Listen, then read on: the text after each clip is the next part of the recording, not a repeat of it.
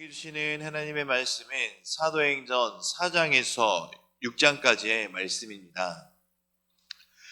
먼저 3장에서 안전뱅이를 고치시며 솔로몬 행각에서 선포된 베드로의 선교를 통해 그날 말씀을 들은 자 중에서 믿는 자의 수가 약 5천 명이나 늘었다고 말씀하고 있습니다. 이제 4장에서 말씀에서 보시면 성령 강림 때에도 3천 명이 회개했으며 솔로몬 행각에서의 설교에서도 남자의 수만 5천 명이 믿게 되는 이런 교회의 폭발적인 성장이 시작됨을 보게 됩니다. 그러나 동시에 교회의 이러한 성장을 안입곱게 보는 세력도 존재했습니다. 바로 산헤드린 공회에 속한 제사장들과 사두개인들이었습니다.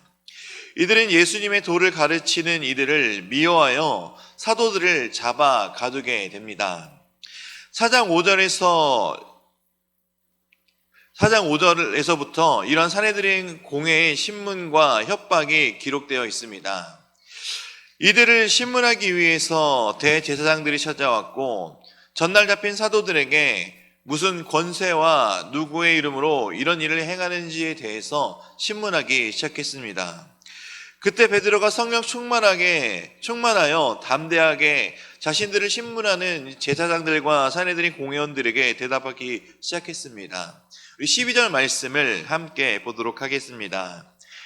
다른 이로서는 구원을 받을 수 없나니 천한 만민 중에 구원을 받을 만한 다른 이름을 우리에게 주신 일이 없음이라 하였더라. 아멘.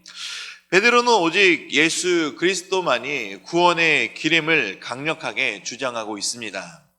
이러한 베드로의 선포는 예수님께서 병자들과 귀신 들린 자들을 고쳐주시고 오병이어의 사건과 물리를 걸으신 일, 그리고 죽으시고 부활하신 것을 통해서 구약에서 예언하셨던 메시아 그리스도가 바로 예수이심을 철저하게 인식한 것에부터 시작되어 성령의 충만함을 받아 선포할 수 있게 된 것입니다. 이것은 비단 사도 베드로의 선포만이 아닌 성경이 일관되게 주장하는 내용이기도 합니다.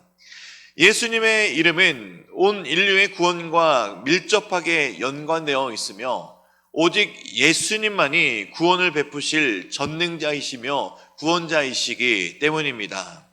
사도들을 신문하는 산헤드린 공회원들에게도 예수님이 아니면 구원받을 수 없음을, 너희들이 지키려고 하는 세상의 신분이나 위치나 이권이 너희를 구원하여 주는 것이 아닌 오직 예수 그리스도의 이름만이 너희를 구원해 줄 것이다 라는 것을 알려준 것입니다.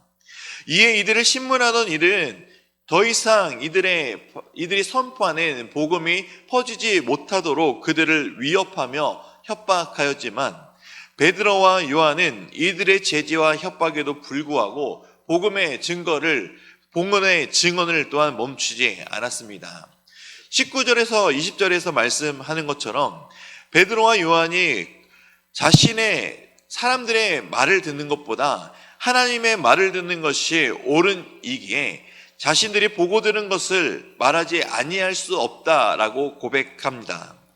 또한 이들은 풀려나서 그 동료 성도들에게 가서 자신들이 잡혀가서 있었던 일들과 협박당한 일을 다 공유하였습니다. 이런 일을 다 들은 성도들이었지만 이들은 오히려 함께 모여 하나님을 찬양하고 한마음으로 기도하는 모습을 보게 됩니다. 세상이 아무리 교회를 핍박하고 조롱하고 협박한다 할지라도 성령의 충만함으로 하나 되게 하시는 그 역사하심이 교회와 성도를 향한 박해와 핍박으로 좌절시키는 것이 아니라 도리어 더 큰 사역을 위해 적극적으로 기도하고 힘써 모이는 모습을 보여주게 됩니다. 바로 이런 교회가 성숙한 교회, 참 교회인 것을 이곳에서 우리들에게 잘 보여주고 있습니다. 또한 초대교회는 서로의 물건을 서로 통용하며 그 중에 가난한 사람이 없다 하였습니다. 각자의 물건을 사도들 앞에 가져왔을 때 사도들이 각 사람의 필요에 따라 나누어 줬음을 또한 보게 됩니다. 5장입니다. 이 서로의 물건을 통용하며 서로를 위해 사용되었던 아름다운 공동체를 형성하는 가운데서도 바나바와 같은 사람들은 자신의 소유의 밭을 전부 팔아 그 값을 가지고 교회로 가지고 옵니다.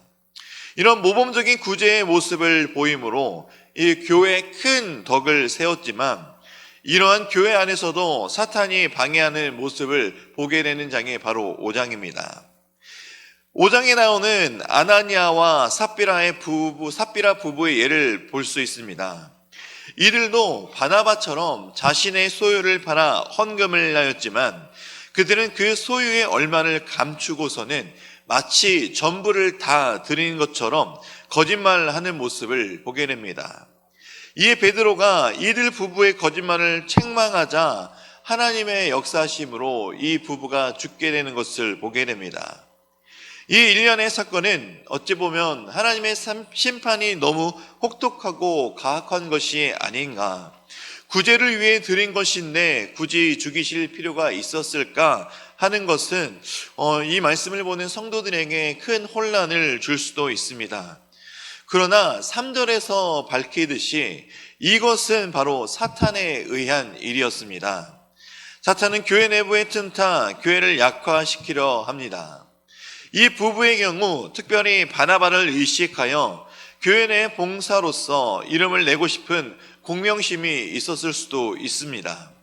사탄은 이 부부의 공명심을 이용하여 교회 내에 시기와 분열과 거짓의 독을 퍼뜨림으로써 교회의 순수성과 일치를 깨려고 하였던 것입니다. 하나님이 만일 이 사건을 그대로 방치하셨더라면 성도들의 섬김과 봉사의 동기는 순수한 헌신과 사랑이 아닌 자만심과 공명심으로 변질될 수 있었기 때문입니다. 그러나 사탄이 아무리 교회를 무너뜨리려 할지라도 교회를 지키시고 이끄시는 분은 하나님이심을 우리는 늘 기억해야 합니다. 그 하나님이 교회와 함께 하시면 그 안에서 벌어지는 모든 일을 주관하시고 지키시는 하나님이 우리와 함께 계시다라는 사실을 우리는 잊지 않아야 합니다. 또한 교회가 능력 있는 교회가 되기 위해서는 내적 순결을 유지해야 합니다. 외형적인 것, 보이는 것에만 몰두하려 하지 않고 말씀 앞에 더욱더 나아가며 하나 되고 거룩한 삶을 살기 위해 힘써 기도하는 내적 순결이 더 중요한 것임을 우리는 잊지 않아야 합니다. 그래서 주님의 몸된 교회가 바로 서갈 수 있도록 우리는 항상 깨어서 기도하며 말씀 앞에 나아가야 합니다. 6장입니다. 6장 1절에서 7절까지는 7집사의 선출 이유와 과정들이 기록되어 있습니다.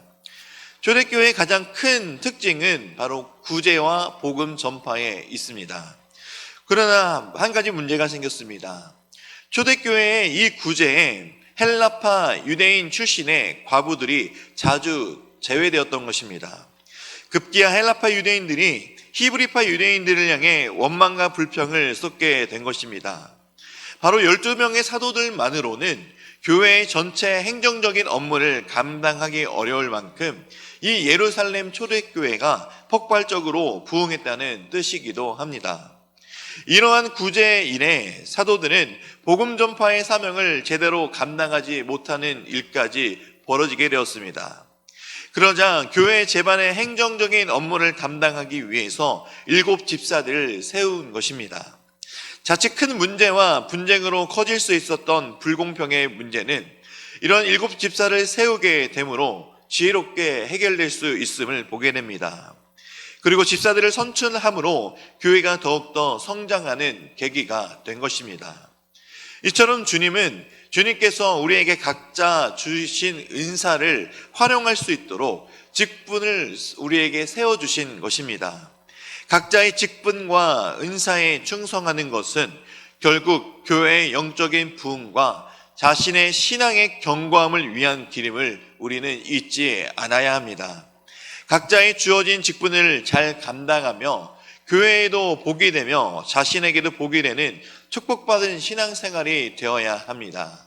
우리는 우리에게 주어주신 하나님께서 세워주신 그 본분을, 우리의 맡은 본분을 잘 책임 있게, 그리고 그 은사에 맞춰서 교회를 잘 섬길 때 하나님이 우리의 섬김을 통해 기쁘게 여기신다라는 것을 기억하시면서 주님을 늘 기쁘게 섬기는 대명교회 모든 성도님들이 되시기를 주님의 이름으로 축원합니다.